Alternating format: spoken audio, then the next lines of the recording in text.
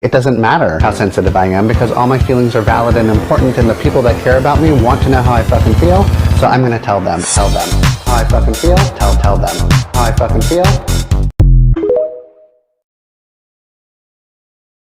At work right now, and I've just had an epiphany, so I've come out into my car to record this before my goldfish brain forgets it. But a lot of people, including my psychologist, just can't understand why I'm seeking an autism diagnosis as an adult, because they see me as high functioning and functional in society, and they're like, why do you need this? Why? Are you just seeking validation? Why do you need something that tells you that you're different? Why can't you just accept that you're different? I've never been able to put it into words, but I finally come up with an analogy and I need to get it out. So imagine that society, everybody in it is a phone. Everybody in it is a phone. And all of the neurotypical people are iPhones. And every single software and app is made for Apple. It's designed for iPhones. And I am an Android. But I don't know that I'm an Android my entire life. And so I'm trying to run Apple software and Apple apps on myself, and it's not working. And I see everybody doing it so easily. And I'm like, why are the apps working for those? Why is it so easy for them? Why can they have those conversations? Why can they do all of these things? Why am I finding it so difficult when it's so easy for everyone else? It's because the world is programmed for them and not me. And then somebody finally comes along and they say, hey, maybe you're an Android, Alex. Maybe you're an Android. Here, come over here and see all of this stuff that's designed for Androids. And suddenly, I'm able to do things. I'm able to use these apps. I'm able to function on this software because it's designed for me, because I'm not an iPhone, I'm an Android, and nobody bothered to tell me. I'm an Android, and I need to be told that I'm an Android and get off this Apple software and be given Android software. And that's why I'm doing this. That's why.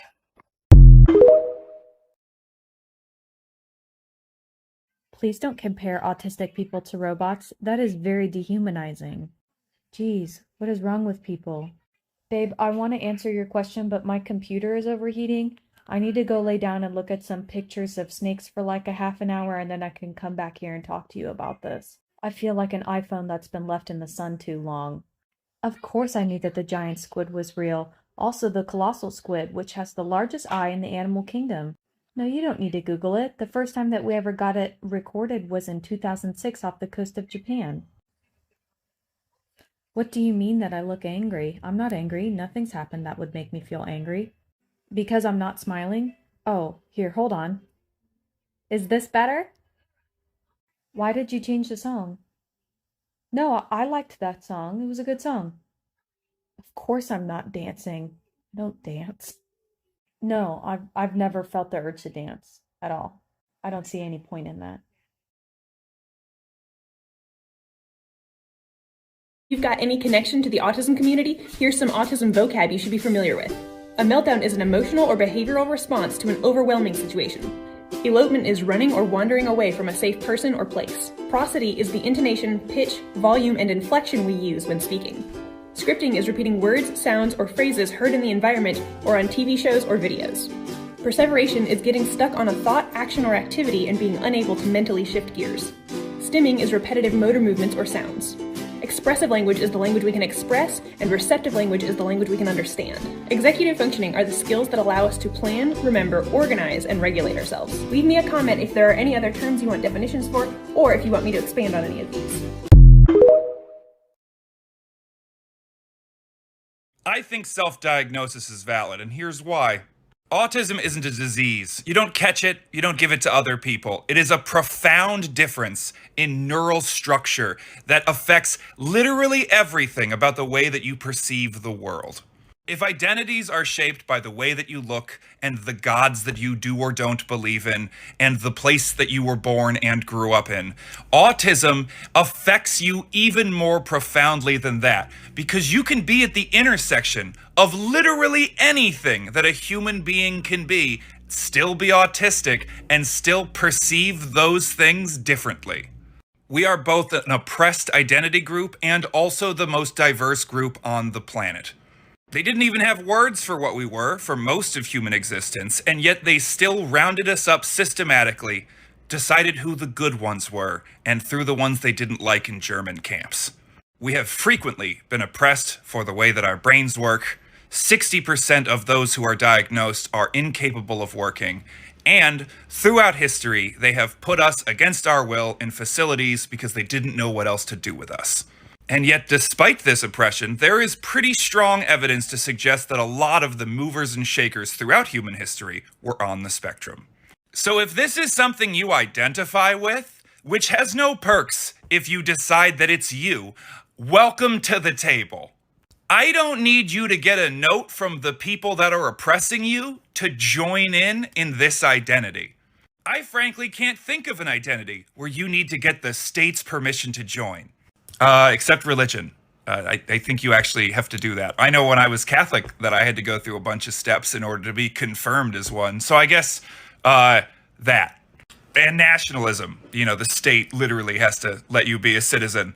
I'm getting way off task, but like race, sexual identity, gender identity, those are things that you don't need like a permission slip for. Although I guess technically you could get like genetic testing, but then there's, you know what? My point is that I have been othered my entire life by the very group of people who want me to convince them that I am the way that I am. I don't need you to get an holistic doctor's permission to be autistic. Oh, you think that you're the thing that people are so terrified of being that they won't take vaccines anymore? Yeah, I don't need you to get a doctor's note. You mean that you've done months of research about this thing that people are so terrified of that the leading charity about it is trying to eradicate us? Wow, you must really be trying to steal our resources that don't exist. Oh, you created a PowerPoint about why you don't know how to talk to other people? Welcome! Pull up a chair! Stop it. You don't need my permission either. Don't know what you think I've done, but if we were to battle, I've already won. Is that what it is? Is that what it is? Cause like they be mad, and I'm like, I thought we was just talking. I thought we was just chopping it up and you over there mad. Do you know that people who are diagnosed with autism in adulthood are nearly 3 times more likely than people diagnosed with autism in childhood to have co-occurring psychiatric conditions? A new study took data from 4,657 legally independent autistic adults. Almost half of the participants were diagnosed with autism after the age of 21, and they were 3 times more likely to have anxiety, eating, and personality disorders than those identified as autistic in childhood. When children and adolescents don't receive a timely diagnosis, they miss opportunities for appropriate services and support. They also miss out on opportunities to build self-understanding and to connect with the autism community. This puts them at a greater risk of having negative mental health outcomes. Due to this study sample coming from North America, being 70% white and having more women than men, it remains uncertain whether or not this applies to autistic adults in general. That said, it's good that we're beginning to have these conversations. These are the steps towards making diagnosis more accessible to everyone. I am born autistic. Sensitive nervous system. Caregivers that are unable to regulate their child's nervous system. Dissociation, primarily depersonalization. Adverse childhood events and prolonged trauma that is inescapable. CPTSD. Emphasis on structural dissociation symptoms. The trauma continues. Dysregulation continues, and yet responsibilities increase. Dissociation increases. New alters are formed. Fawn response and trauma drive. Reign supreme for 10 years. Finally, free from education and work systems. Get a big girl job and experience all the alters different triggers in one environment. Derealization mayhem. Burnout. Loss of ability to mask. Loss of the ability to do basic functions. Needs to stop working. Goes to medical professionals. They gaslight me. Decides to accommodate my fears. Join this app. Clarity. There's patterns. There's patterns everywhere and you're fucking laughing?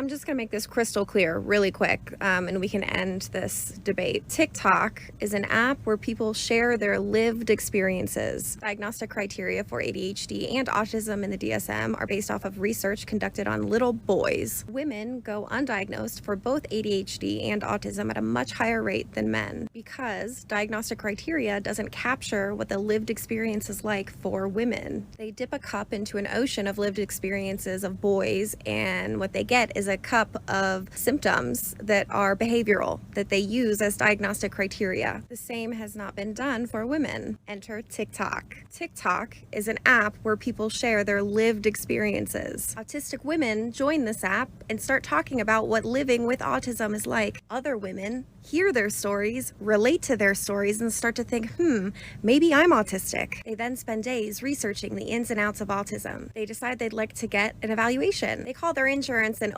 it's not covered. Not that that matters because they called around and there's a 6-month waiting list for every adult assessment center in their area. They decide to forego a formal assessment and start accommodating themselves as autistic people do. That's right, you're allowed to just give yourself autistic accommodations in your everyday life if you think they're gonna help. And wouldn't you know it, they helped. So after joining an app where women talk about their lived experiences being autistic, doing their own extensive research, after running into roadblock after roadblock trying to get a formal assessment, they decide to start accommodating themselves as an autistic person anyway, and they self-diagnose with autism. It's not that fucking confusing, so please stop arguing about it.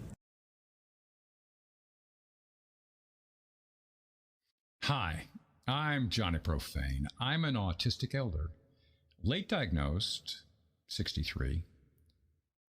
Want to know what autistic life is like at 70?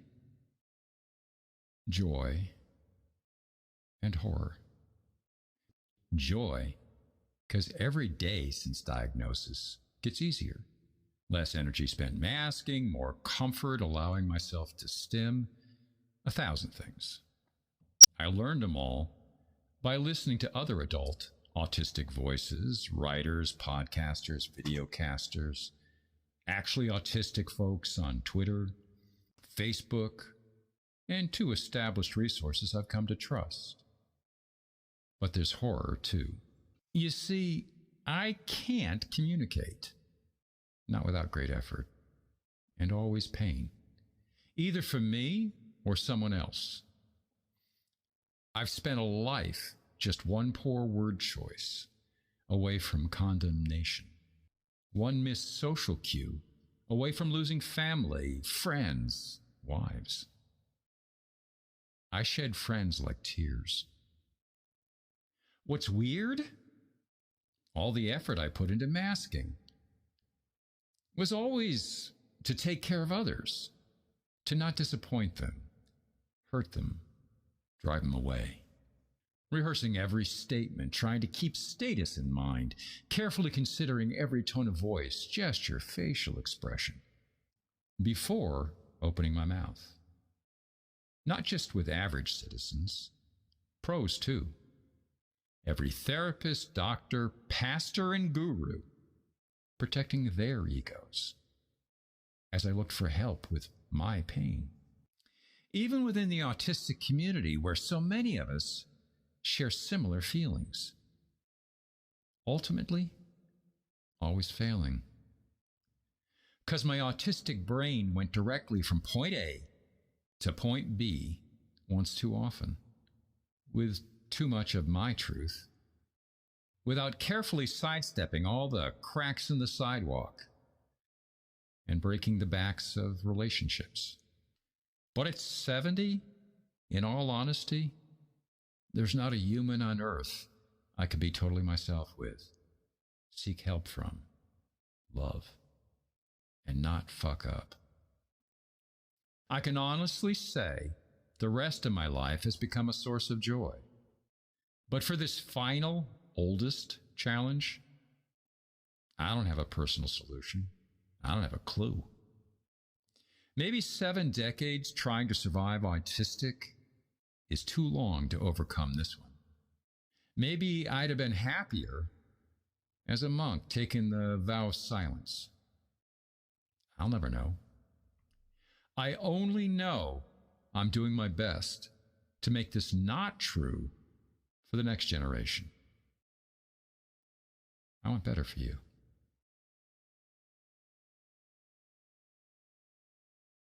So I had my brain broken yesterday, so you get to too. Congratulations. All of us autistic folks, apparently our pupils are funky. That's kind of cool. Our pupils contract more, took longer to dilate, and eventually dilated more than those of non-autistic participants.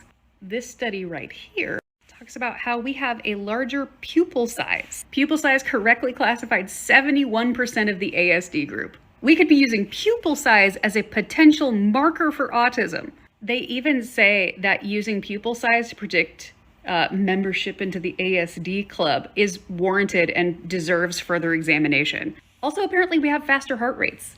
Like, what? Now, personally, I think this makes sense. I am crazy sensitive to light. So your pupil size dictates how much light gets into your eyeballs. Yes? If your eyeballs are dilated farther than everyone else's and takes longer to constrict, then that would mean that you suffer more from light sensitivity. Yes? Isn't that how that works? Not a doctor or anything, but I'm pretty sure that is how that works. This would also explain why I have such a hard time driving at night, because my pupils get crazy big when it's really dark, and then you have all these headlights shining their laser beams directly into my eyeballs, and it hurts. And holy cow, that makes sense. I can't, I think my brain is broken. I can't, wow. As always, it's the TISM again. I need to just put that on a shirt at this point. Some of y'all really related to my niche autism moments, so I've got some more. How are you enjoying that penne pasta with only butter and some Parmesan cheese as your safe food?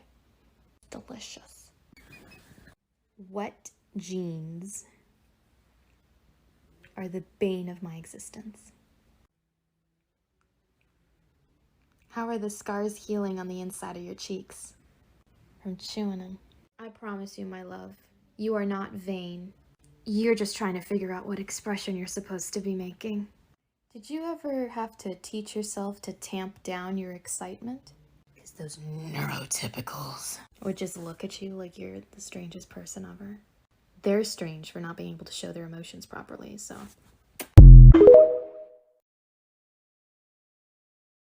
Here's an example of autistic masking. This is how I used to walk as a kid. As you can see, there's something terribly wrong with how I walk. It's just too bouncy. It's too joyful. It must be punished. And punished it was. Middle school kids are little shits. Everybody knows that. But in middle school, what happened to me is there would be kids who'd come behind me and walk and imitate my walk, and their friends would laugh and make fun of me. Just because I existed, just because I walked the way I did. So I learned from a young age that how I was in the world wasn't okay, and I needed to change that in order to fit in order to not be made fun of constantly all day long, in order to not be bullied, in order to connect with others. And by the way, it's fucking exhausting.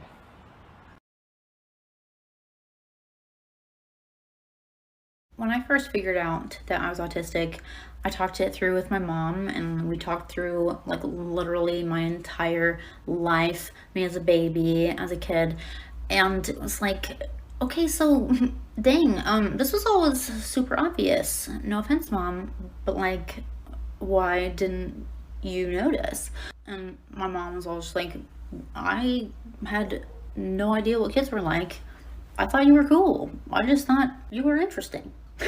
This is bananas, but true. The first time my mom ever held a baby, the baby was me. She never held a baby until she had one. She was 24, very unprepared. My dad was pretty much her only family, and they were just figuring it out as they went. And I'm quite pleased with the job they did. Thank you. Like, my mom found out many times that, like, oh, I wasn't really like other kids, and she would ask other parents, like, is your kid doing this? And they'd be like, absolutely not. And not everyone liked my brother and me, but my mom didn't get it. She was like, My kids are fun, interesting, great. You guys are weird. Then this is so funny to me. I hope you know. I find this delightful. My mom met a neurotypical baby for the first time recently, and she told me, she was like, oh my gosh, he was so easy, so social, so friendly. I kind of understand now why other adults didn't always like you guys. I think it's good I didn't know what other kids were like. I just think that's so funny. My mom just met her first neurotypical baby. I mean, do I know any neurotypical babies? No. I grew up thinking I was relatively normal because we didn't know any normal people. I feel like there's also a beautiful lesson there that if you just don't compare autistic kids to neurotypical kids, if autistic kids get to just be autistic kids, you're not going to see them in terms of deficit. I'm so glad my mom had never met a baby before me. I'm glad she didn't know fucking shit about raising kids, because she raised me as me instead of trying to make me into someone else. She thought everyone who didn't like us was just an asshole, and they were wrong. And I agree. Dance like nobody's watching, parent like you've never met a neurotypical baby.